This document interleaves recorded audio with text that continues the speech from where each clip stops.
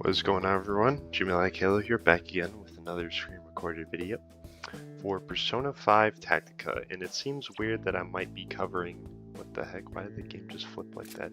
Anyway, maybe it seemed weird why I'm covering Tactica, a spin-off of Persona 5, when I haven't even covered the actual Persona 5 game first. But it is leaving Game Pass from the time of this recording soon. So I'm like, if there's a time to do it, it should be now. So I'm not sure when this video will go live, but that's besides the point. Point is, this game is actually surprisingly really good, and I think it really flew under the radar because of everything that was happening around it. So it was revealed during the Xbox showcase of E3 time in 2023. So during that showcase, I don't know if this was the first thing they showed specifically, but it was like this, and it was like 3 Atlas announcements, like back to back.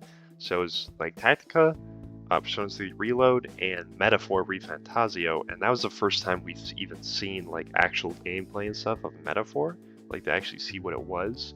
And then Persona 3 Reload, to have a remake of a Persona 3 after all this time, was like super hype. So you can kind of understand why this would fly under the radar like that, so that would be why.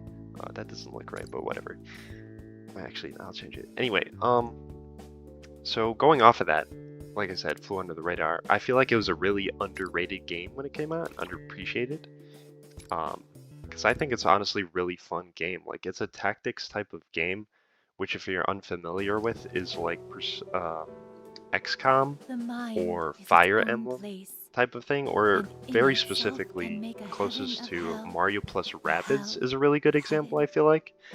And I think, I mean, I've played Mario plus Rabbids, but I don't know, it didn't really click with me for some reason. So when this game was revealed, I was like, oh, okay, I probably won't like it because it's like this other thing that I don't really care for.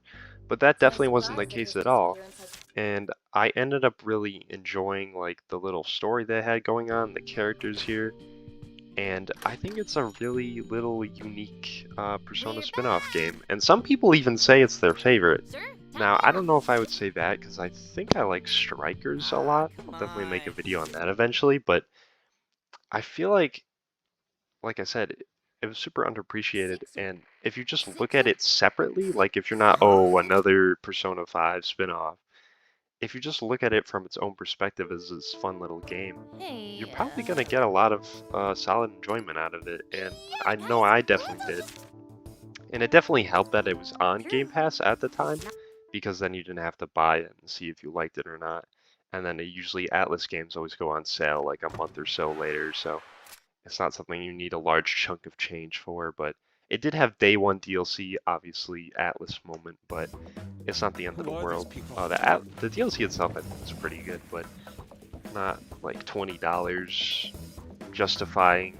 So anyway, that's just what I think. But I'm gonna get into the save file here, show you some gameplay of what the game actually looks like, and as you can see, it is kind of similar to the Mario and Rabbids type of design here, where it's a little cartoony, like chibi-like design here.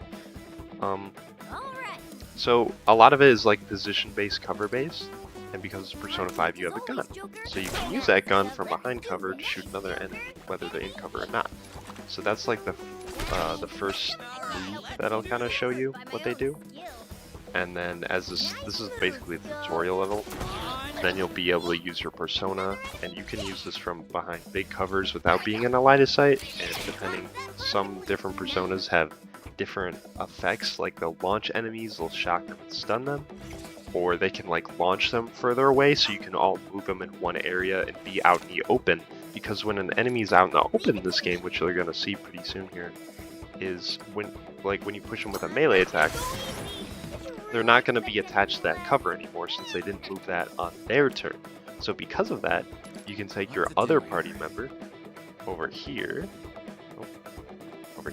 and then I can just, why is it not letting me shoot him? Can I do it from here? Oh wait, wants me to go here. Okay, never mind. Okay, but as you can see, it says get him. So if you fire or use your persona or hit him again, they'll go down. And when you get it down, you get a 1 more. So not only do you have another turn in this game, but you can move where these white outlines are, you can move all around in that space.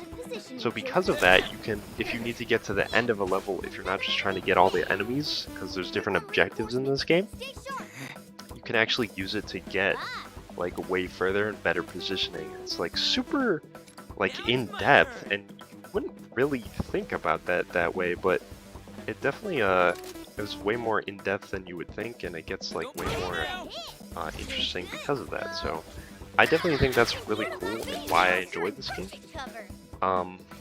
But yeah, so that's all I have to really say about the actual gameplay itself and about the game in general. I mean, didn't really have too much to say, but I think it's a super underrated, underappreciated game, and I definitely think it deserves a chance. And, you know, if you have the time, if you're able to play it on, you know, PlayStation, PC, whatever, it's pretty much on everything. It's also on Nintendo Switch, so that's nice. Yeah, let me know what you think of the video. Let me know what you think of the game, and I don't know why I'm positioning him here. What you think of Persona 5 spin-offs, if we're getting Persona 6 soon, you know, stuff like that. But anyway, thanks for watching another video. Hope you enjoyed. If you're not subscribed and you like what you see, feel free to do so. You don't have to if you don't want to. But yeah, that's all I have to say for this video, and have a good one. Oh yeah, one more thing I wanted to mention before this video ends is, like I was talking about earlier, the awards. So at the end of every battle, well, besides this tutorial one, you'll get items and rewards for it.